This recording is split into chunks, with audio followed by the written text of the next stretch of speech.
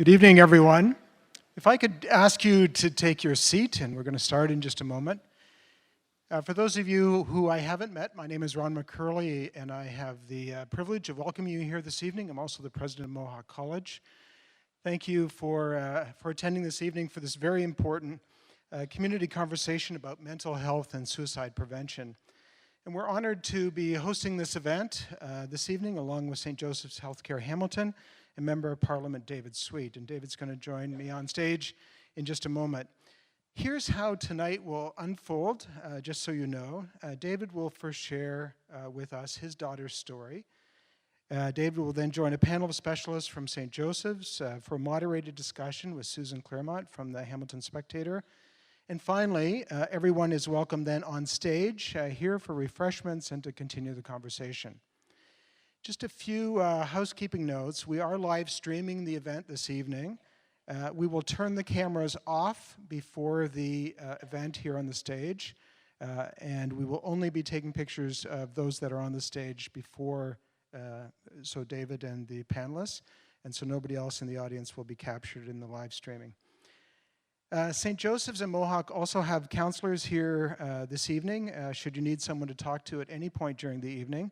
And could I ask the counselors to stand? I know there's one over here and I think a couple over here. If you could just wave back so you can see who's here. And now you know. David Sweet is a member of Parliament for Flamborough-Glanbrook, has served in office since 2006. And tonight, David is speaking to us not as an MP, but as a father who lost a daughter last summer. And when I watched David stand in the House of Commons back in September to talk about his loss, I was touched by two thoughts. First, I was heartbroken for David and his family. And secondly, I was amazed at the courage that he showed to speak up to try to help others. Ladies and gentlemen, please join me in welcoming to the stage David Sweet.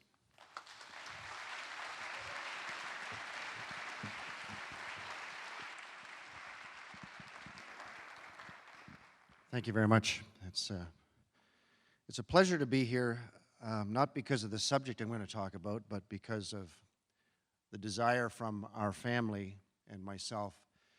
It's our sincere hope that through Lara's story and through the professionals that will be up here with me later, that for those people who are struggling with mental health, they would have a new hope.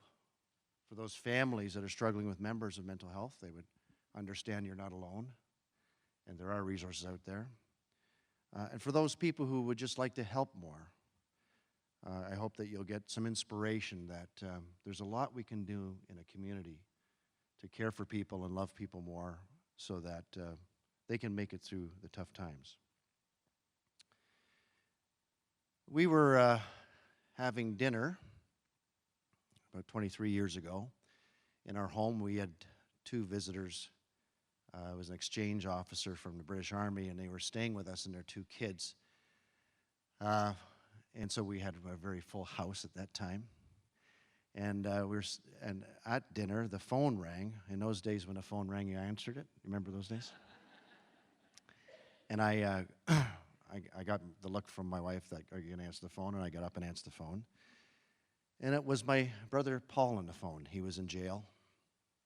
And he said, "Dave, will you take my baby?" I said, well, what are you talking about? He said, "Well, I'm in jail, and the Roman Catholic Children's Aid Society in Toronto has my baby, and you need to take my baby." And I said, "Paul, do you know how many kids I have?" And at that time, our 4 sons were with us. Had a daughter from a previous marriage, and we had lost a daughter in childbirth. I tried to save Ruth in childbirth, but we lost her. So we had a full complement, and then, like I said, we had a small family living with us as well. And anyway, I said that question to him, and he said, "Regardless, you need to look after this, Dave." And now, give Paul some space. Paul passed away 2 years ago. He's my younger brother. But he had mental health issues all of his life, and was incarcerated when he was 10, which didn't help any mental health issues that he had. And I remember in those days, there was a new cutting-edge place. beside the Ontario Psychiatric Hospital in Kingston called Beach Grove. And so my parents heard about it. Paul was acting out quite bad. He had already burnt down a garage. He was very strong when he was just 7 and 8 years old. He'd picked up a 100-horse Johnson outboard motor and broke it in half in another person's yard and had assaulted some kids. And so they were looking for answers. And we went to this place called Beach Grove, and they interviewed Paul. They interviewed the family. And about 2 weeks later, we got back together, and I remember us all being in the room, one of the most painful memories of my life, actually. And the professionals then, for what they knew then, again, I give them space. They said, well, we know the problem is you guys. And they looked at my mom and dad, and I remember, I can still remember it today. Like I said to myself, my mom and dad aren't perfect, but man, it's not their fault.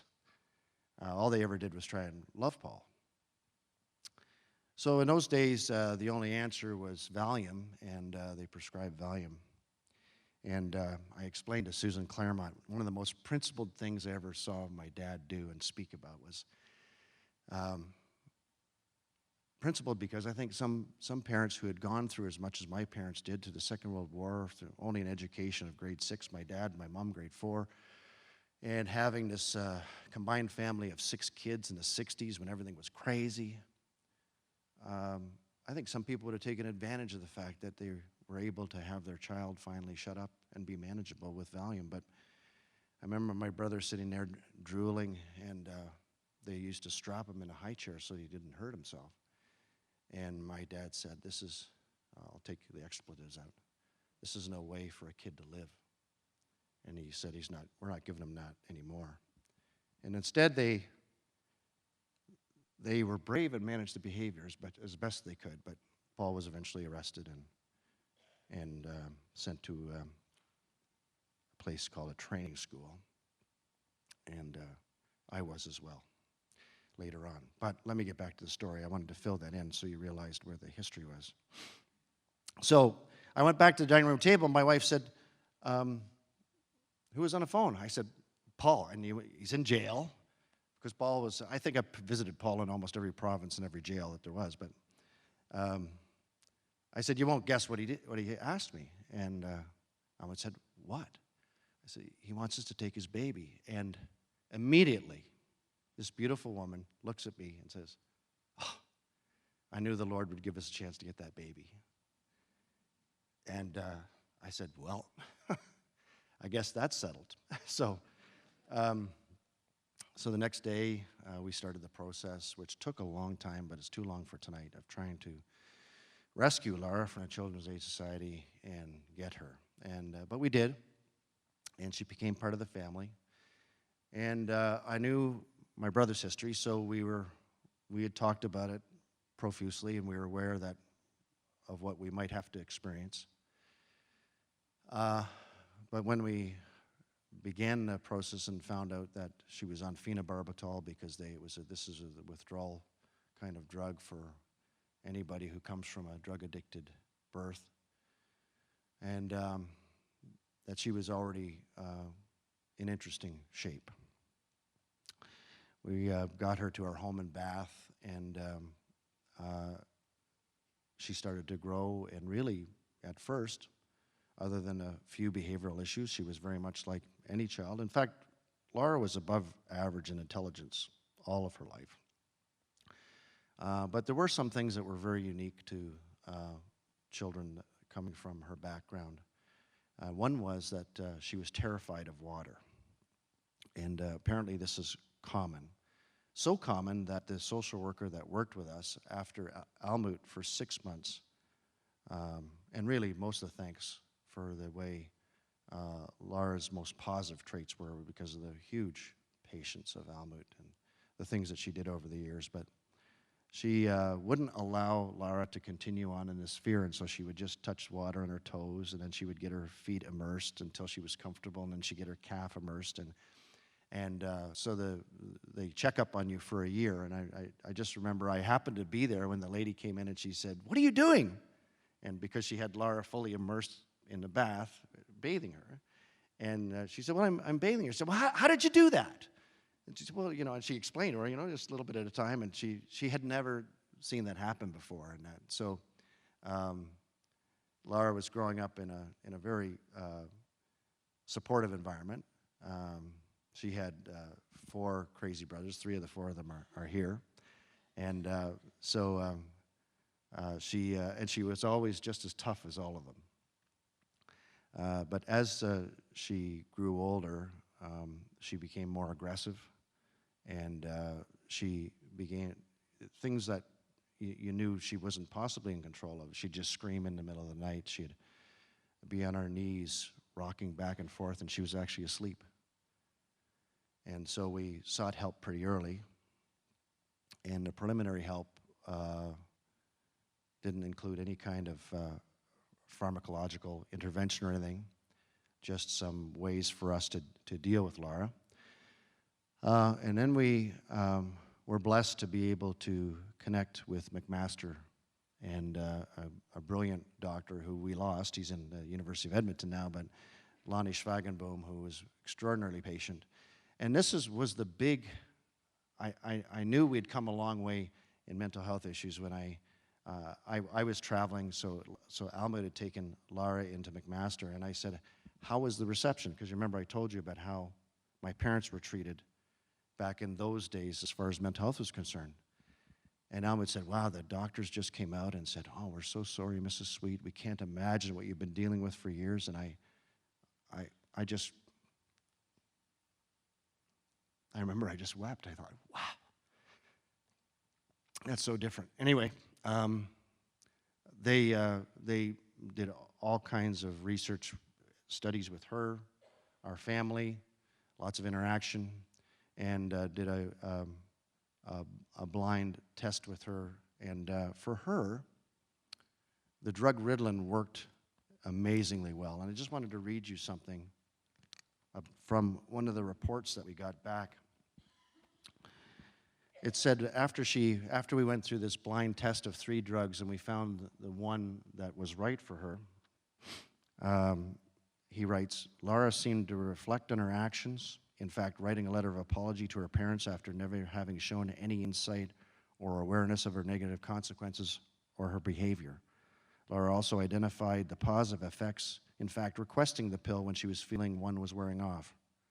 Her appetite decreased somewhat, although to the point where Lara seemed to be eating a more appropriate quantity of food. There was no significant change in her sleep pattern, no nervous habits or side effects. So she was one of the fortunate ones. This drug was extraordinary for her. But for whatever reason, as she grew older, she didn't want to take it. And as much as I tried reverse psychology, and I remember I watched the movie A Beautiful Mind, I thought, well, maybe it's taking some kind of aspect of her ability to experience all of life. And so I'd ask her, is there, when you take the drug, is it changing the way you feel about people or the way you see nature? Or no, she said, it's just I know I'm taking it, and I feel crazy, so I don't want to take it.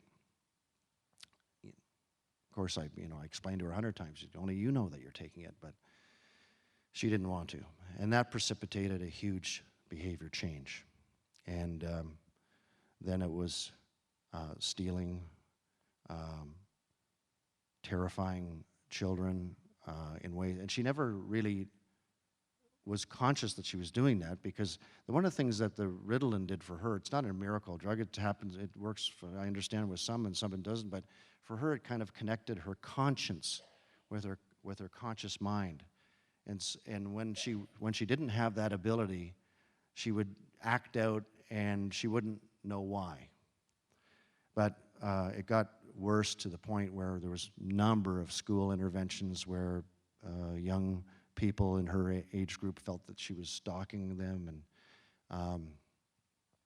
and then when she was 15, she left home, and that began a new tough journey of trying to reach out to her and just trying to connect with her all the time. She got into street drugs. Mental health issues mixed with street drugs is an elixir for a very, very bad time, and it certainly was for her. And she went from flop house to rooming house, and we tried to keep track of her, and sometimes we could, and sometimes she would accept us reaching out to her, and sometimes she wouldn't. And then she ended up in the Barton Street Jail. And that was, at first, it didn't appear to be any behavior change, but afterwards, a couple of months, and her biological father came to Hamilton. He was diagnosed with lymphoma, and he was dying, so he wanted to get to know Lara. And I didn't think it was a good idea, but it turned out well, at least for a short period of time for Lara. She began to see why she was having problems herself. She, with the jail sentence, she began to be much more self-reflective than I ever seen her in her entire life. In fact, the last couple of years, she, to us, looked like she was getting better and better. To the point where, about a year and a half ago, she said to me she accepted one of our invitations out for dinner. She brought me a gift. This is something that's never happened before. It wasn't the gift, it was just that she actually thought about something before she did something. And then she said, "You know, Dad, I'm just realizing I grew up in a good home, and I should get my act together." And that was followed by a number of other positive things, with Reuben getting married and her coming to the wedding and having a great time, as any family member would, but entirely different from how Lara functioned. Interesting thing about Lara, I want to keep the time short, but Reuben said something at the funeral that I think is very poignant. He said, when Lara was having a great day, everybody was having a great day. And when Lara wasn't having a great day, nobody was having a great day. So Lara, in all of this, I've been mostly explaining the negative behavior to kind of give you a picture of the challenges that she had. But she could be so profoundly positive. In fact, there are some people that only met Lara in that way that is totally surprised about any of the other negative aspects of Lara's behavior, or the acting out aspects, or the more challenging aspects of her behavior. She was a leading cadet in Air Cadets. She was a leader in training in 2 programs at our church. She was a leader in training at Circle Square Ranch for a couple seasons. I mean, when she wanted to, and particularly with other young people, when she wanted to be there for them, she was a magnanimous personality that was selfless. And there was even a dimension of it that we didn't know when we did the visitation for her funeral. There was hundreds of youth there, because even in her own brokenness and on the street, she would. We had a number of stories. I'll just share 2 of them. One fellow said, "Lara saved my life. I was going to call it in the end, and she was there for me." And another young man said, "I hadn't eaten for 3 days," and Lara said, "Well, here's $20." And he said, "Well, that's the only $20 you have." And she said, "Yeah, but I ate today." And that was the kind of girl that she was. And so she could be this so profoundly energetic, magnanimous, positive person, and then she could be this profoundly energetic, negative, sometimes criminal behavior, sometimes violent behavior person. And our whole family was always struggling to try and deal with that. Some nights she would come home from school and she would scream for 4 hours, just for 4 straight hours. And people would just leave, lock themselves in their rooms, do whatever they could to manage their own sanity. And then sometimes she would come home straight from school and put on her Air Cadet uniform, and she'd look like the most unbelievable cadet, and leave and participate in any way that somebody would, hoping to be in the armed forces one day. And anyway, to close off, she realized that one of the things that was really causing her big problems were the street drugs. In the last 7 months of her life, she was off the drugs. And she was mature enough to, I remember I asked one time Dr. Schwagenboom, I said, what happens to these children that struggle as Lara does? He said, well, many of them end up on the street. And I said, well, where's the big change? Is it that they have to realize they have to be more conscious? And he said, yeah, to a degree. He said, you know, and I share that with you, that conversation, because I noticed that was happening with Lara. She was much more aware of her behavior and much more thought, where you and I would just normally, our behavior would be something subconscious. She was beginning to be conscious because she didn't have that capability. And the week before she made her bad decision, she was here in Hamilton. We went out to the Brassy to sing karaoke. I think my son is still mad at me because we kept him there till about 2:30 in the morning, because he had to pack up his equipment, and we sang till the wee hours of the morning. We walked home way too noisy through Ancaster. And she went home and told the person whose room she was renting, she said, wow, I just had the best time with my family in my life. But unfortunately, she still was struggling inside, and she relapsed on drugs. And the next Friday late, maybe Saturday early morning, we haven't got the conclusive numbers from the coroner yet, but she wrote a letter and made a bad choice. So tonight we want to honor her memory. That's why we want to reach out and help, because I think that's what she did even in her most challenging times. She reached out to people to help. And so we want to have her memory live on so that people know they can make better choices, they can call a friend, they can get some help, and be there for others who are going to need them one day to tell their story so they can stay mentally healthy as well. Thank you.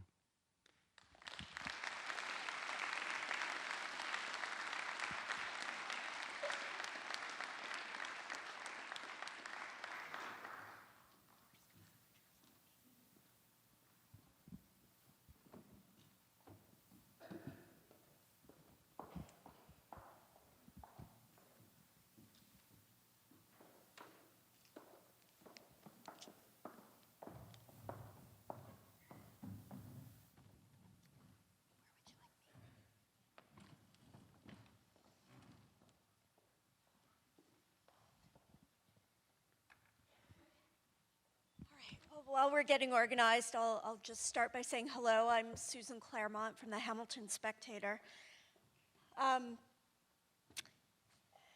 Thank you, David. Thank you, and thank your family for sharing Lara's story. You are showing us that there is no shame in mental illness, there's no shame in suicide, and that other families are not alone. I've taken a special interest in the areas of mental health and suicide over my years at the SPEC, and recently sat down with David to talk about Lara for a column, and I knew Lara's story would touch many people. To that point, when tonight's event was first being talked about, the initial plan was to have the whole thing take place up here on the stage. That all the speakers would sit up here as well as the audience members. And I was told the stage holds about 130 people, and it didn't take very long for us to pass that number by quite a bit. And, you know, that kind of makes me happy, sad. Sad because I suspect that many of you are here because you have lost someone to suicide. If you're comfortable with it, maybe raise your hand if that applies to you, if that's why you're here. Yeah. So that's the sad part, but the happy part is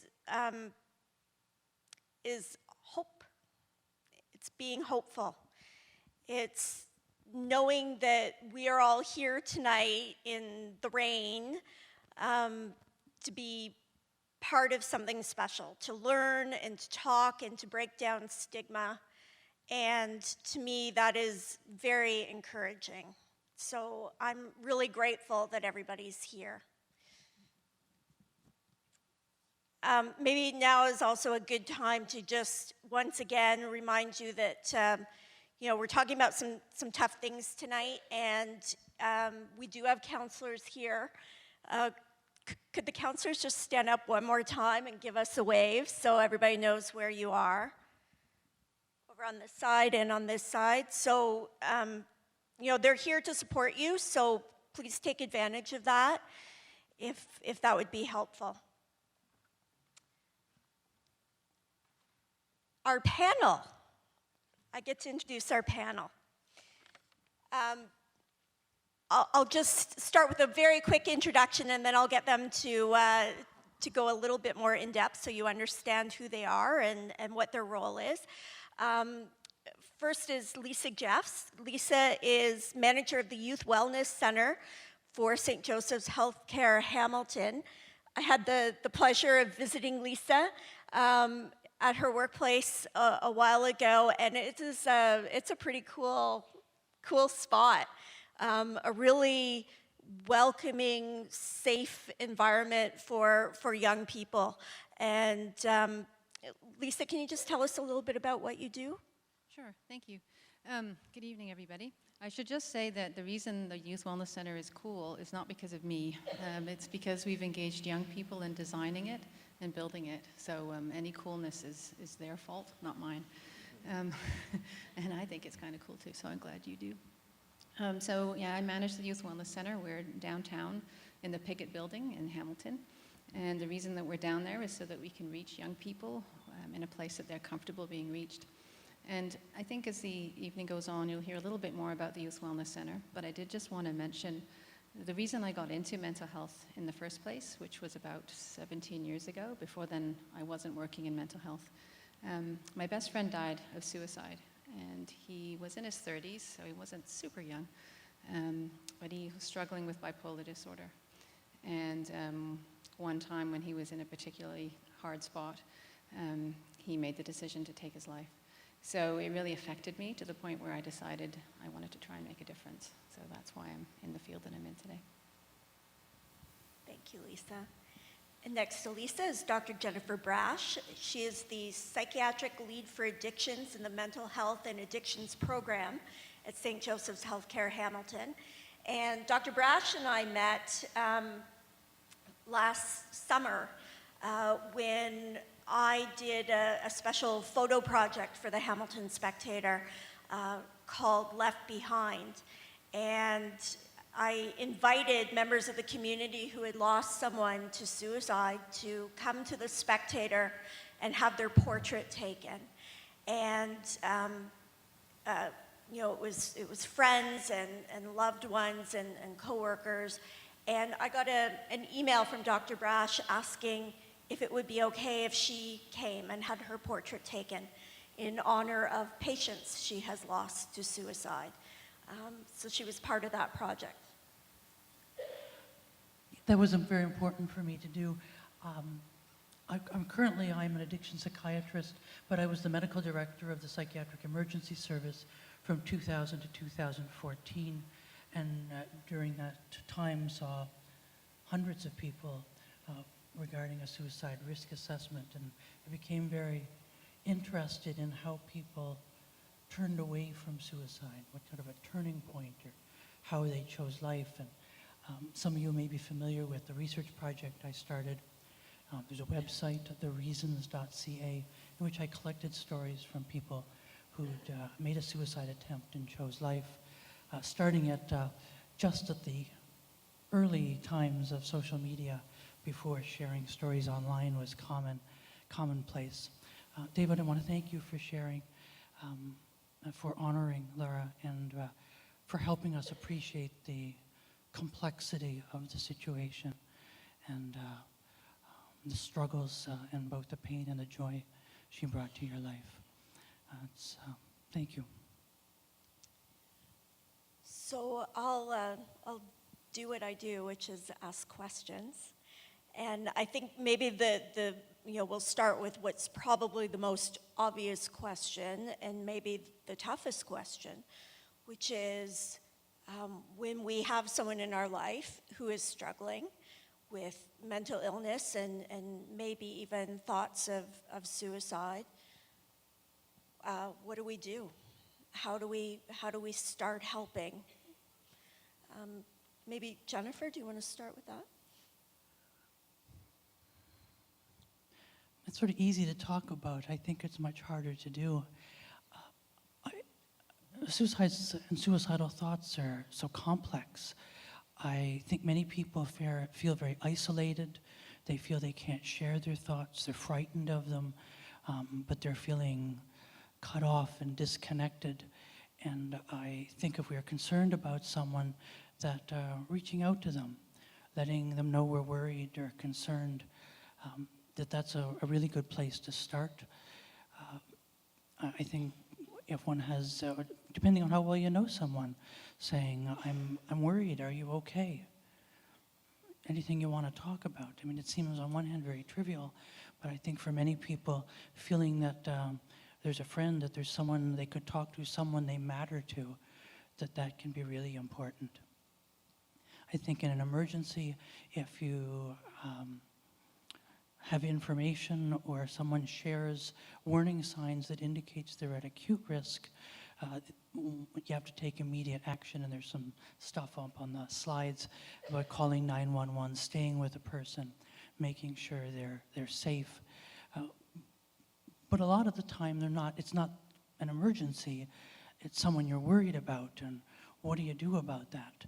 And that's the time to say, you look like you're kind of down. You want to go for coffee? Is there anything you want to talk about? You just want to hang out? You need some company? And hoping that someone reaches out and knows that you're there for them. I think that can be really important. And I know I've spoken to people who have thought about suicide and said that there were people who spoke to them that day or intervened that day without even realizing that they were stopping something from happening. Just that their kindness, their presence, that conversation was enough to get them through that day. So it sounds like, by reaching out and by talking, you never know. You never know right? who's I think struggling. that's You just never it. know. You never know if you're making a difference, if you're changing someone. And that's hard. I mean, certainly in my years in the Psych Emerge, I certainly did unfortunately learn that some people we'd seen had at some point afterwards ended their lives. But we don't know how many didn't. That's very hard to measure and to know. So I think that is with your friends, with acquaintances, with family members, being there for them. Jobs is a big researcher in suicide, and his theory is that two of the major factors that lead someone to consider suicide is perceived burdensomeness, feeling like one's a burden, and a thwarted belongingness, which I think is an amazing term. But I don't mean to belittle it, that sense of being disconnected, of being cut off and isolated. And I think we have the power, if we're concerned about someone, to let them know that they matter, that they belong, that they're part of a community, a group of friends, or whatever connection that is. Which goes back to what you said, David, about kindness. Simple, yeah. Lisa, does any of this change when we're talking about a young person? Is there something different we should do when we're talking about, someone Lara's age? Yeah, I think in some ways it is different, and in other ways it isn't. I think the common thread, and Jennifer's talked a little about this already, is it's hope, right? I think sometimes people have lost hope, and we have to hold it for them when they've lost it, right? They might not have hope that their lives are going to change. They might feel hopeless about how badly they're feeling, and that's never going to change.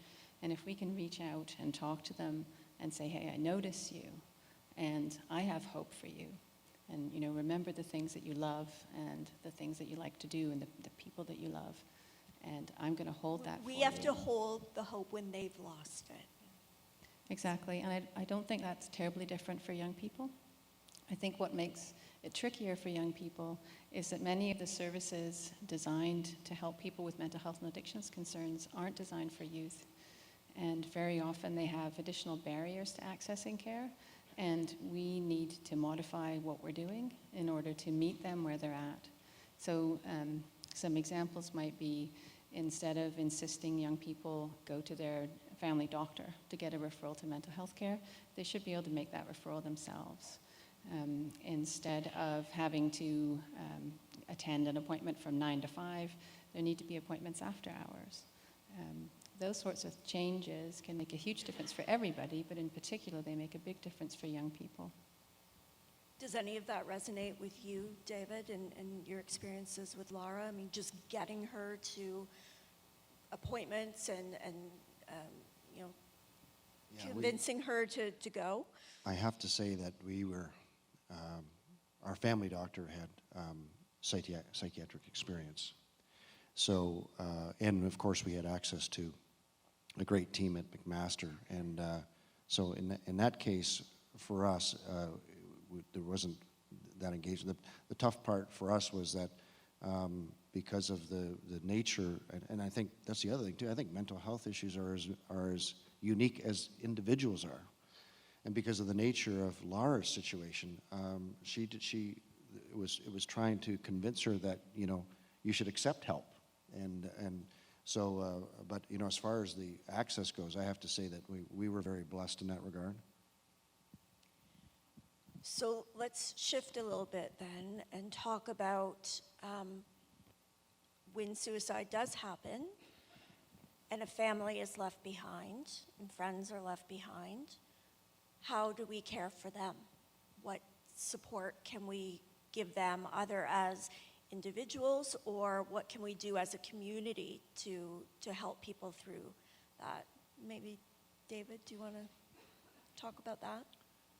Well, we had, yeah, let me give someone some really big credit. So Wednesday, we had a phone call from, I'll say her name, it's Kathy Tweedle, and she had done a lot of youth counseling, and she said, I hate to insert myself, but I understand you're going to have a visitation tomorrow, and have you looked at social media?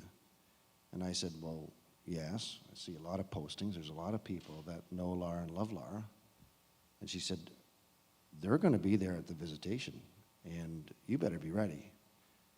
And I said, well, listen, if you're offering help, that would be great. And I tell you, I don't know how we would have made it through without Kathy. One of the things that we learned about youth, I don't know, actually I should say, if this experience is common, because this was our experience, that a couple of hundred youth showed up. Lara had always dyed. I forgot what natural color Lara's hair was, because she dyed it purple for so many years.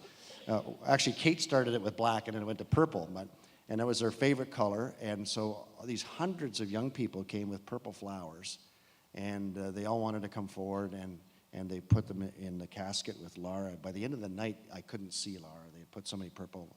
But there was more emotions. I mean, thank God we have a big family where we could support each other. We're a family of deep faith too, and so that strengthened us. But I leaned over to Ahmed and said, we're going to have to somehow check our emotions tonight, because these young people are going to need us. And you know, having Kathy there, and just you know, sometimes there's 5 young people, then they would just fall on their knees weeping, and Kathy would just make sure that she spent enough time and just say, hey, you know, we can come over to the seats. And so that kind of thing was just to help us through. That was one of the most loving things in our lives. And so just simple things like it was simple but profound, of just trying to, so that everybody could be able to visit the family, was huge. Lisa, I mean, when it's the death of a young person, you know, to David's point, I mean, you know, their friends are probably young as well. Can you talk about what sort of support those friends need, and you know, siblings and young people need when they've been left behind by suicide? Sure, and I mean, it sounds like, David, you got it exactly right, right? I mean, it's that combination of family support and friends, and I think sometimes we compartmentalize things too much. Everyone has grief in their lives, and we need to be able to reach out to each other and support each other through that, because there's so much that, just a touch on the shoulder can do, acknowledging the grief and being there with somebody. You don't need to be a mental health professional to be able to do that, right?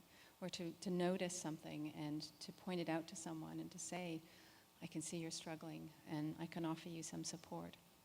So that family support, that relationship building, the talking about it is critical. And then you also had the mental health counselor there, which was really wise of you. It sounds like she was a wise person, or is a wise person. Because there are times where it will trigger other people. It might make them think about things they've gone through in their lives. They might already be struggling with mental health and addictions concerns of their own, and they do need that additional support, definitely.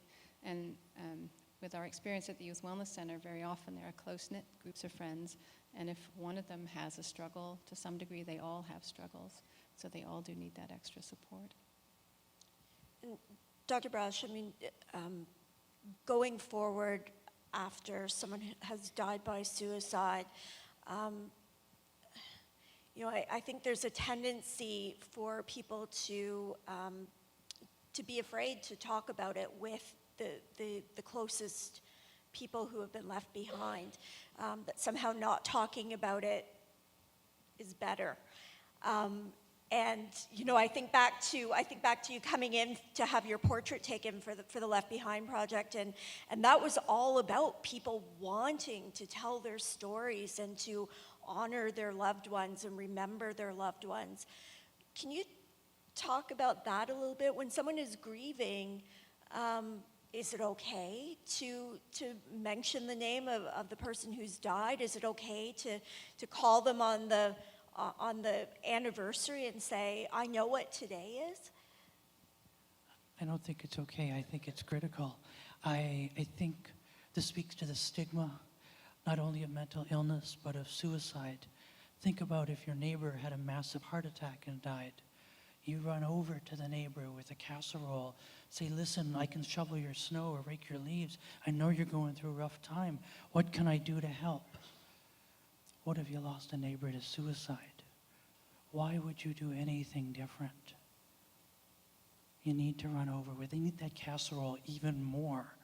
They need to know that there is someone who will support them both with practical things and with listening. A suicide loss is so complex because there's grief and pain, but there's also can be a lot of other very complicated emotions, anger, guilt, shame, as well as the sadness. And that takes a long time to sort through, and knowing that there's people you can talk to or just people you can be with. Not talking about it, I have a friend who would say that's not working. And I think it's really important to know that other people know and other people remember. I'm sure you'd echo that. Well, and has there been anything that has been said to you and since Lara's death that really sticks out for you, David? Something that a friend or a family member has said to you that was just the right thing at the right time? There were so many. You gain a lot of weight after a funeral, by the way, if you know any people, because they make these casseroles and it's always comfort food. It's never, like nobody brings you a salad, you know what I mean? Just thought we needed a levity here. No, Kate's husband, our next door neighbor, Roy says, Roy had a brand new truck. He drove it back from the dealership, and he gave me the keys. And he said, you got all this family here. You need my truck. I said, it's brand new. He said, I don't need it as much as you do. You just take the truck, and when you're done with it, bring it back. And there's all those gestures, from a casserole to somebody just giving you a vehicle so you can cart your family around, because of all the things that have to be done when a visitation and a funeral and an interment is going to happen, and they stay with you. They're I like my term. It's a kind of a spiritual term. They're redemptive. They bring they march you back to wholeness. Even the people. One of the fellows from our church came and he just stood in front of me and he started to weep and he just said, "I just need to be here for you." And I'll remember Ken for the rest of my life, because the last thing he wanted to be was in that service. But he dragged himself up there and he couldn't even say anything when he got to me. But just the fact that I knew he cared enough that he would do everything against how he felt was extraordinary. Just showing up. Yeah. Okay. So if we could wave a magic wand and each of you could, have a wish of something that we could do here in Hamilton moving forward to continue the conversation, to make a difference, to make things better, what would it be? Lisa, start with you. I know that's a big question, but Just one wish? I can't wish for more wishes. that's cheating. Yeah. You can tell I have kids. They pull that stuff all the time. One wish.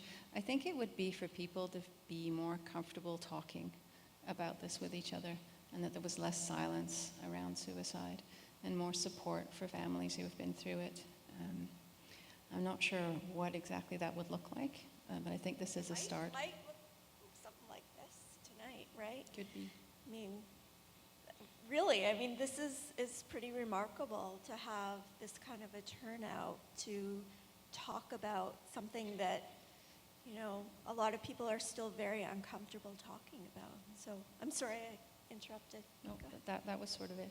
Yeah. Dr. Brash? You stole my idea. I absolutely agree. Reducing stigma through events like this, through your honesty and sharing your story, I think are important to moving the conversation forwards. I think there are a number of initiatives underway in the city.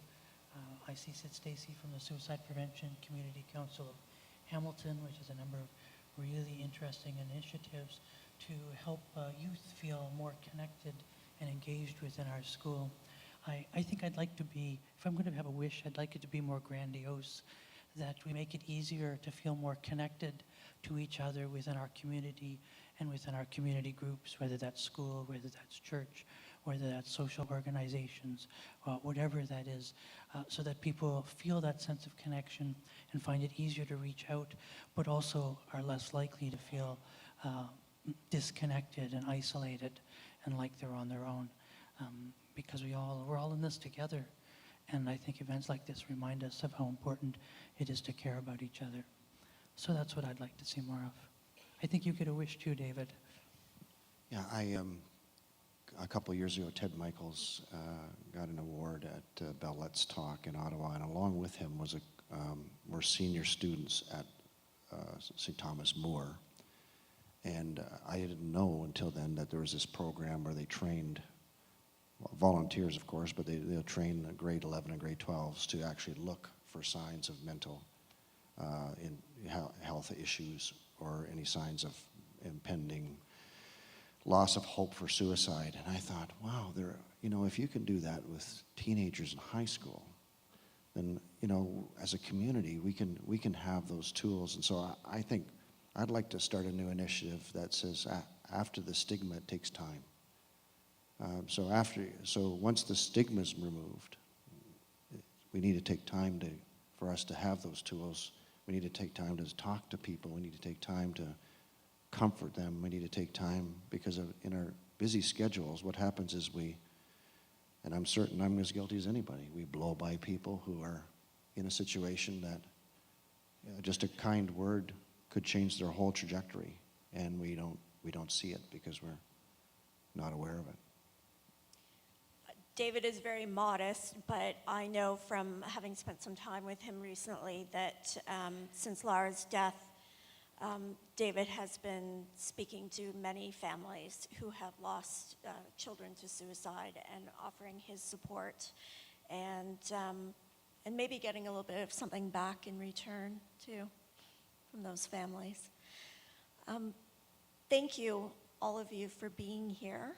It was a lot of tough stuff to talk about, but I think it's important to remember that we are very, very lucky in our community to have excellent healthcare services, to have excellent professionals, to have community leaders who are speaking out about their own experiences, and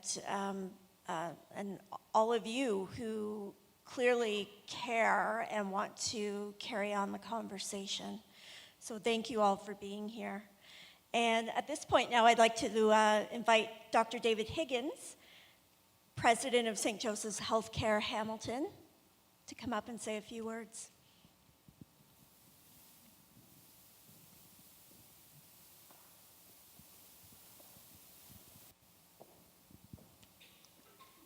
Thank you very much, Susan.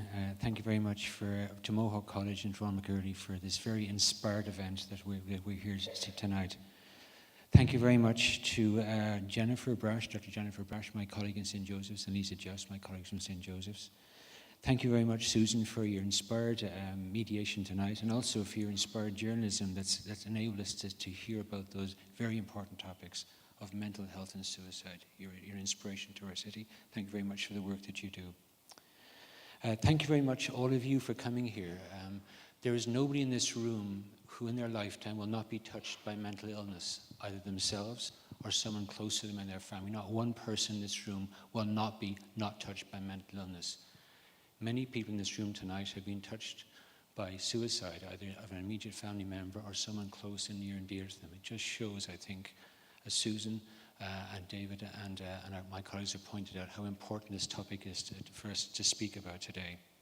But thank you most of all, Mr. David Sweet, our MP, who's represented us so wonderfully as our MP for our city. And behind that, David, I've seen your story most recently in the article that Susan wrote, but also I want to thank you sincerely for your most moving, courageous tribute to your daughter Lara tonight. Thank you very much on all of our behalves.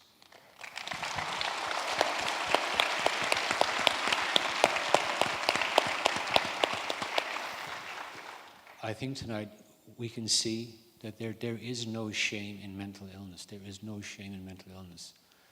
Dr. Brash said, would you feel the same stigma if you had a heart attack or cancer? You would not. You'd feel sympathy. Your empathy would well up. So commonly, we're uncertain as to what to do when we're confronted with somebody with mental illness. There is no shame in 2018 to admit it. There's no shame in seeking help, but it's complicated, as we've learned tonight. It takes a friend, it takes a family, it takes a community, it takes a province, it takes a country. But I think the three wishes we've heard tonight by our distinguished panel members tonight are a great place to start. So thank you all for coming. Thank you to our panel, and a round of applause, please, for them tonight again.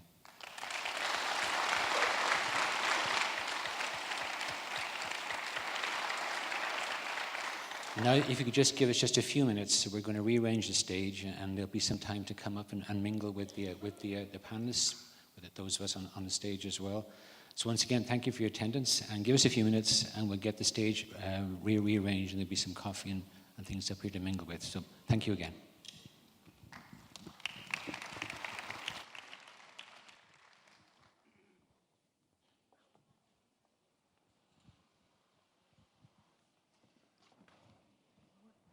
Attended a number of conferences on suicide prevention, and the Canadian Society gives out a volunteer award, and every